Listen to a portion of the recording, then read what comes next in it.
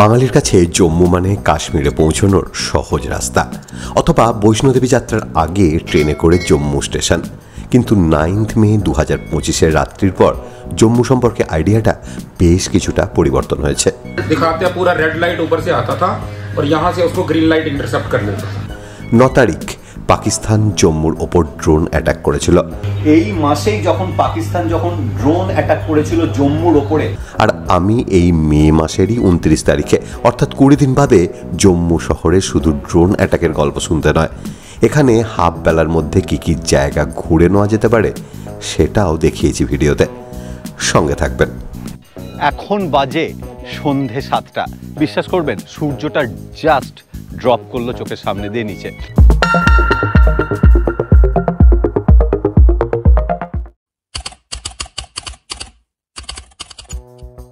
এর আগের পর্বে দেখেছেন হাওড়া থেকে হিমগিরি এক্সপ্রেসে জম্মু স্টেশনে কিভাবে পৌঁছালাম।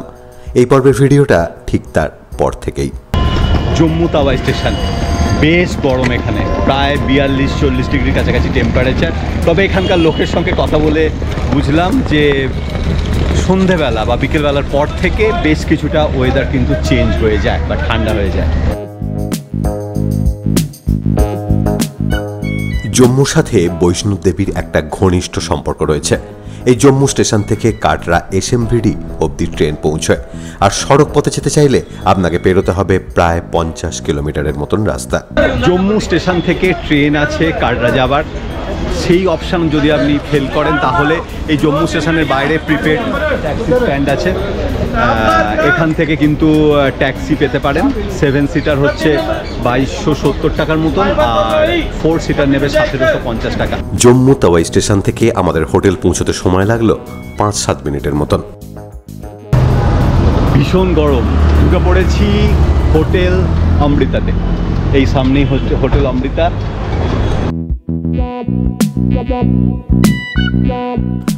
এই হচ্ছে হোটেল অমৃতার রুম, ডবল বেডরুম। যথেষ্ট গরম রয়েছে এখন ভেতরে, তবে আমি এসি ফেসিলিটি নিইনি। একটা টেবিল রয়েছে, ওয়ার্ড্রপ কিছু নেই, টিভি রয়েছে, আর ফ্যান চলছে তেড়ে, যেহেতু এখন গরমকাল। তবে ঘরের ভেতরটা কিন্তু বেশ ঠান্ডা ঠান্ডাই ছিল। এসি ফেসিলিটি রয়েছে, চাইলে আপনি নিতে পারেন, তার জন্য এক্সট্রা 300 টাকা আপনাকে দিতে হবে।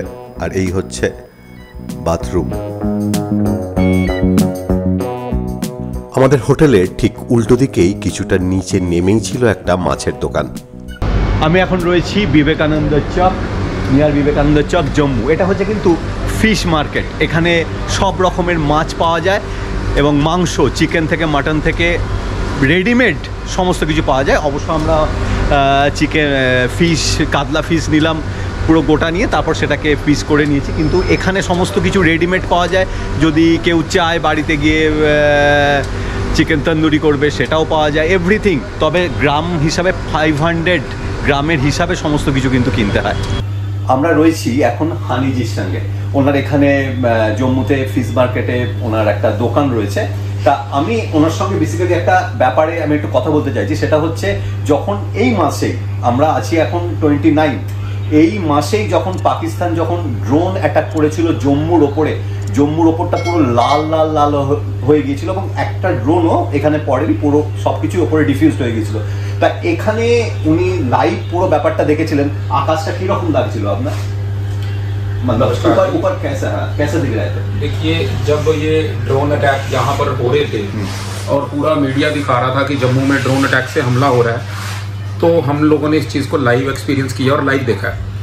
हमारा जिस लोकेशन में घर था और अभी है, तो उसमें ऊपर से जो ड्रोन जा रहे थे, क्योंकि सामने सड़क पार करने के बाद आर्मी का एयर बेस सिस्टम भी था, तो वहाँ पर इंटरसेप्टर जो लगे थे हमारे S-400, एंड हमने लाइव देखा कि S-400 उसको ऊपर ही इंटरसेप्ट कर रहे थे।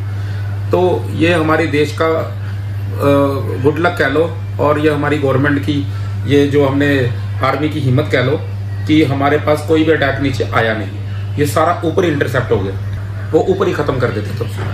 और ये लाइव हमने देखा है। तो फर्स्ट नाइट तो बहुत डरे, लेकिन उसके बाद रियल एक्सपीरियंस, बहुत एक्सपीरियंस था। बच्चे लोग ने पहली बार देखा, हमने भी पहली बार देखा, बिकॉज आई एम 79 बॉर्न, तो हमने कभी फाइट देखी नहीं थी। आप जम्मू का स्थिति कैसे है? अब जम्मू का स्थिति सब लोग आ सकते हैं, बेहतर हो रहा है। आज 29 मई है, तो आज अभी जैसे 2-3-4 दिन पहले स्कूल भी लग गए हैं, कॉलेजेस भी लग गए हैं, तो अब आहिस्ता आहिस्ता से जो रेस्टोरेंट वगैरह वो भी खुल रहे हैं, लेकिन अभी भी टूरिस्ट लोग आ रहे हैं इधर। हाँ, टूरिस्ट लोग आना शुरू हो गए हैं इधर। জম্মুতে এলে অবশ্যই পোস্টপেড কার্ড আপনি নিয়ে আসতে হবে বা পোস্টপেড প্ল্যানে আপনাকে আসতে হবে। যদি পোস্টপেড প্ল্যান না থাকে তাহলে জম্মুতে এসে হোটেলে কিংবা বিভিন্ন কাউন্টার আছে, এটা একটা খুব বড় কাজের জায়গা, সেখান থেকে হচ্ছে আপনার এদেরকে বলে দেওয়া হলে এদের এজেন্ট আছে, যেরকম আমার এই ভাই এসছে এখানে, এখানে বিভিন্ন রকম কার্ড আছে, বিএসএনএল আছে, এয়ারটেল আছে, জিও আছে, ভোদাফোন আছে, সব কিছু আছে, সব কিছুই প্রিপেড 400 সমস্ত কিছু নিয়ে এরাই ব্যবস্থা করে দেবে। উইদিন 5 মিনিটসের মধ্যে কিন্তু আপনার কানেকশান রেডি, সেটাই আমার ক্ষেত্রে হয়েছে। এক্ষেত্রে আমার সাজেশন হচ্ছে ভাইয়া इधर कौन से कार्ड चलता है? अच्छा, इधर एयरटेल हो गया, जियो हो गया, हाँ। ये सबसे बेस्ट है। जैसे हिल एरिया में जाना हो, कश्मीर जाना हो, लेह लद्दाख जाना हो, ये सबसे बेस्ट रहेंगे। और सिटी प्लेस में यूज़ करने के लिए अपना वोडाफोन भी अच्छा है, बट हिल एरिया में जैसे आपने कश्मीर जाना, कुछ ऐसे प्लेसेस होते हैं वहाँ पे एयरटेल 4G और 5G जियो दोनों ही वर्किंग करते हैं। দুপুরবেলা খাওয়া দাওয়ার পর কতখানি ঘুরতে পারবো জানি না, আজকে এইটুকুই সময় আছে। এখন বাজে ঘড়িতে 4:23, এই 4:23-এর মধ্যে 4:23, আমার হাতে 6:30 7টা অবধি সময় আছে। তার মধ্যে যতখানি পারবো জায়গাগুলো ঘুরে দেখবো, বা আপনারা যদি আসেন এরকমভাবে তাহলে আপনারা কীরকমভাবে ঘুরবেন সেই প্ল্যানটা দেওয়ার চেষ্টা করব। জম্মু শহরকে কেন্দ্র করে যে ছোটোখাটো জায়গাগুলো রয়েছে সেই জায়গাগুলো যাচ্ছি এখন।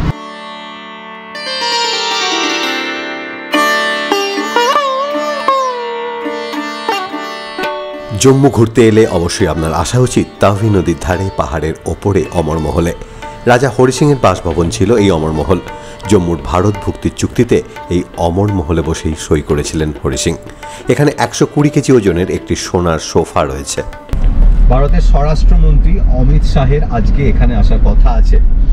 এই আমার মহলে জানি না আসার কথা আছে কিংবা এই জম্মুতে আসার কথা আছে, সেজন্য জম্মুর সিকিউরিটি আজকে টাইট আছে, ওই জন্য অমর মহলে ঢুকতে পারলাম না, ঢুকতে দেওয়া হলো না। আমার পরবর্তী গন্তব্যস্থল পীরখো। এই হচ্ছে পীরখো যাওয়ার জায়গা। এই জায়গাটার একটা বৈশিষ্ট্য রয়েছে, এটা একটা গুহা রয়েছে, গুহার ভেতর দিয়ে শিবলিঙ্গ রয়েছে এবং নবদুর্গার মন্দির রয়েছে এবং এছাড়াও অনেক দেবদেবী রয়েছে, তাদের সমাহার। তা এইটা করার বা এটার মোটো কি থিমটা ছিল এই রকম যে সত্যযুগে শ্রীরামচন্দ্র জাম্বুবানকে বর দিয়েছিলেন যে আমি তোমার সঙ্গে যুদ্ধ করব, মানে জাম্বুবান বর চেয়েছিলেন, আমি যুদ্ধ করতে পারিনি রামায়ণের সময়, হনুমান তো যুদ্ধ করেছিল কিন্তু আমি যুদ্ধ করতে পারিনি, আমি তোমার সঙ্গে যুদ্ধ করব। তখন শ্রীরামচন্দ্র বলেছিলেন আমি দাপর যুগে আসব, সেই দাপর যুগে এসে তোমার সঙ্গে আমি যুদ্ধ করব। সেই দাপর যুগে শ্রীকৃষ্ণ রূপে শ্রীরামচন্দ্র এসেছিলেন এবং এই জাম্বুবানের সঙ্গে যুদ্ধ করেছিলেন একটা মনির জন্য। সেই নিয়েই এই জায়গাটার থিম এবং পুরো ব্যাপারটা কিন্তু এই সূত্রেই রচনা করা।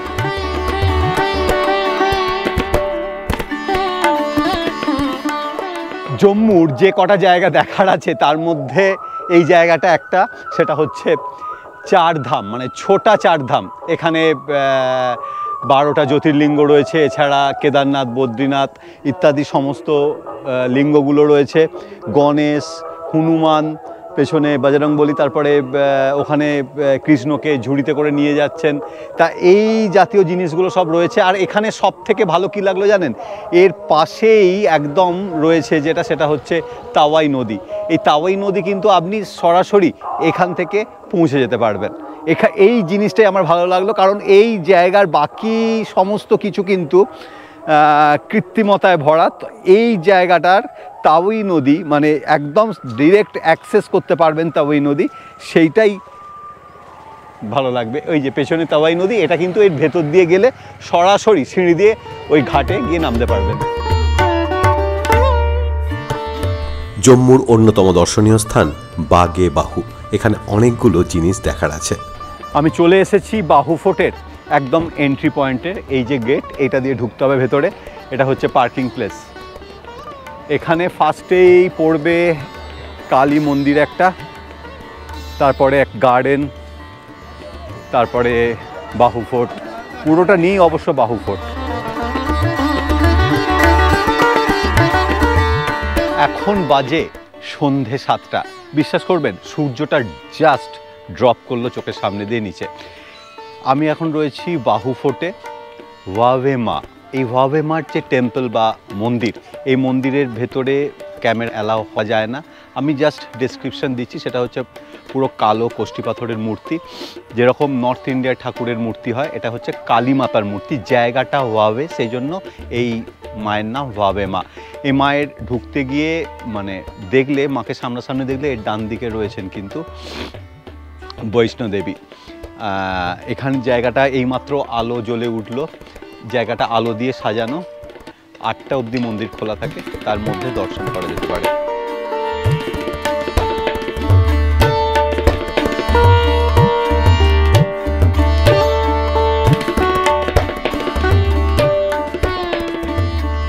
বেরিয়ে এসে এর ঠিক পাশেই রয়েছে একটি অ্যাকোরিয়াম এবং একটি পার্ক। টিকিট 30 টাকা।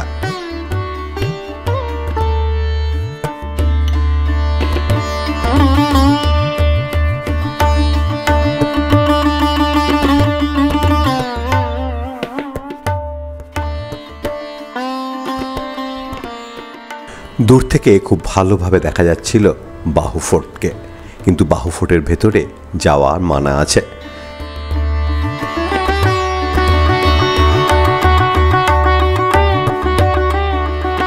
লেখাটা দেখে চমকে উঠেছিলাম। এটাই নাকি ভারতবর্ষের মধ্যে সবচেয়ে বড় ভূগর্ভস্থ অ্যাকোরিয়াম। এর মধ্যে মিষ্টি এবং নোনা জলের মাছ রয়েছে।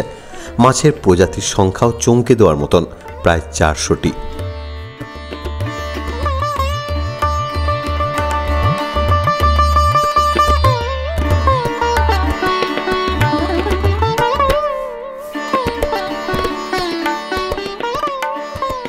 এদের কর্তৃপক্ষের কথা অনুযায়ী আমি রয়েছি এখন ভারতবর্ষের সবচেয়ে বড় আন্ডারগ্রাউন্ড অ্যাকোরিয়ামে। এই অ্যাকোরিয়ামে রয়েছে প্রচুর ধরনের মাছ। 30 টাকা দিয়ে টিকিট কেটে এত ভালো মাছের সন্ধান কিন্তু আমি ভারতবর্ষের বিভিন্ন জায়গায় ঘুরেছি, দেখতে পাইনি। এখানে কি কি আছে জানেন? এখানে রয়েছে টাইশো snake, zebra loach, white shark, catfish এবং আমাকে সবচেয়ে বেশি যেটা আশ্চর্য করে দিয়েছে সেটা রয়েছে এই মাছটা। এটা হচ্ছে পিরানাহা। মানে আমি সত্যি মানে আশ্চর্য হয়ে গেছি। মাছগুলো দেখতেও দেখুন কীরকম, আর ওরে বাপরে বাপ, দেখেই ভয় করবে। আপনাকে যদি এর ভেতরে ছেড়ে দেওয়া হয় শুধুমাত্র কঙ্কালটা বেরিয়ে চলে আসবে, আর কিছু বাকি মাংস কিন্তু এরা খেয়ে নেবে। এছাড়া এখানে গোল্ড কমেট, এই যে ওই যে পুচকে পুচকে বাচ্চাগুলো রয়েছে, টাইশো স্নেক দেখতে পাচ্ছি।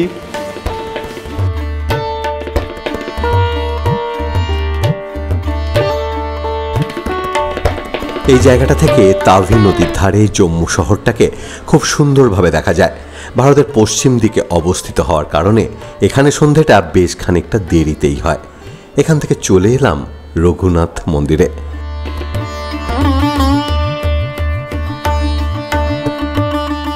দাঁড়িয়ে আছি রঘুনাথ টেম্পলের সামনে। এই রঘুনাথ টেম্পলের ভেতরে কিন্তু কোনো মোবাইল ক্যামেরা বা কোনো পার্টস কিছু অ্যালাউ নয়, খালি পায়ে ঢুকতে হবে জুতো খুলে। আর এই মন্দির রাত 9টার সময় বন্ধ হয়ে যায়। যারা জম্মুতে রঘুনাথ মন্দিরের আশেপাশের জায়গাগুলোতে ঘুরেছেন তারা আশা করি বুঝতে পারছেন জায়গাটা কীরকম ফাঁকা ফাঁকা হয়ে রয়েছে, অথচ মাস ডেরেক আগেও জায়গাটা ছিল জমজমাট। আজকে বিকেলবেলা বলা ভুল, মানে দুপুর থেকে বিকেলের মধ্যে, মানে 3:30 পৌনে 4টার সময় তো বেরোলাম, সেটা আপনারা দেখলেন। সারাক্ষণ ঘুরে এখন বাজে 8:47, মানে 8:45-এর মধ্যে আমরা ঢুকে পড়লাম হোটেলে। তা সারাদিন এই যে ঘোরাঘুরিটা কেমন হলো সেটা আপনারা ভিডিওতে দেখলেন। তবে আমার একটা নিজস্ব অভিজ্ঞতা এই জম্মুকে নিয়ে, এই জন্যই বলছি কারণ জম্মুর আকাশে কিন্তু কিছুদিন আগেও লাল ড্রোন ঘোরাঘুরি করতে দেখা গেছে এবং সেগুলো সব ডিফিউজ করা হয়েছে, সেগুলো এক একটা ক্ষেপণাস্ত্র।